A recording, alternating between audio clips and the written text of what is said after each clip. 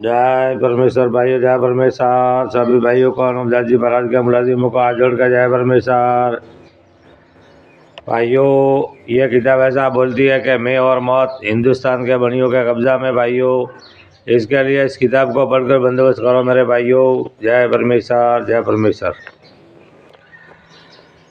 यह जगत ने जिसको श्री अनुपदास पेंटिंग प्रेस चावड़ीपुर साहब के प्रसिद्ध किया। तारीख 17 अप्रैल सन 1909 जब वैशाख बुध भारत संवत 1965। जय परमेश्वर, जय परमेश्वर, जय परमेश्वर।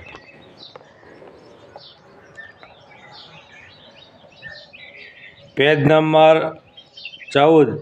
जय परमेश्वर। अगर हिम्मत करके इन सौदागरों के राक्षसी पाप को न छोड़ाओगे तो तुम सब संसार के लोग लोभे लोभ में गार्द हो जाओगे। और हिंदुस्तान तो गारद हो ही गई है। और जो थोड़ी बहुत बाकी रही है सो वो अब तुम लोगों को लाके तबाह करा देवेंगी। सो यह जाल सिर्फ धन लेने के वास्ते और राज करने के वास्ते चलाया है। इससे इस इंद्रजाल के पाप को छुड़ाना चाहिए। जब दुनिया की औलाद सलामत रहेगी और जिस तरह से कि राजा रावण ने और अन्नाकोज ने और कंस और कारण बादशाह ने राक्षसी विद्या का स्वरूप बनाया था, उसी तरह से भद्र राजा के बाद से इन सौदागर महाजनों ने भी राक्षसी विद्या का स्वरूप नरक बनाया है। सो ये बात सब संसार में मशहूर है कि वहाँ पर राहत लुई की कोडियाँ है। और यह भी कहते हैं कि स्वरूप नरक है जिसको आम लोग हिंदू मुसलमान स्वरूप नरक कहते हो। सो भाई मेरे हो, वहाँ पर तो कोई स्वर्ग है ना नरक है। या तो सिर्फ इन सौदागर महाजनों के बनियों के घर का राक्षसी पाप है और स्वर्ग नरक तो या जमीन माता है।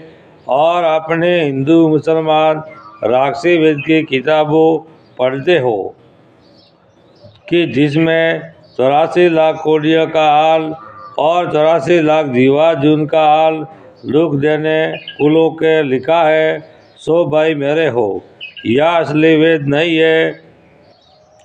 या तो इन सौदागर महाजनों के घर का गुप्ती पाप का बिखान है।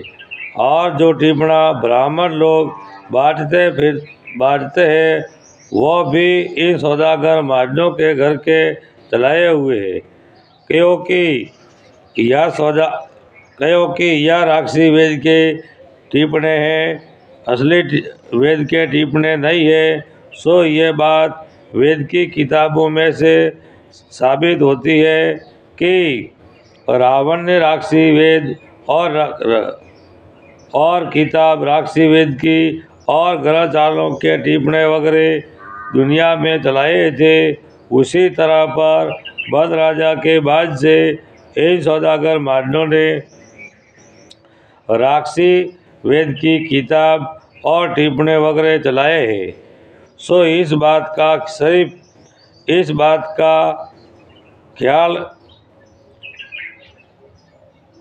करना चाहिए कि चलाया तो भद्र राजा के बाद से है, परंतु किसी किताब में ऐसा लिख कर जाहिर किया है कि यह किताब जमीन आसमान से पहले की बनाई हुई है या मनसा सागर किताब पहले की बनाई हुई है और चलाई हुई है।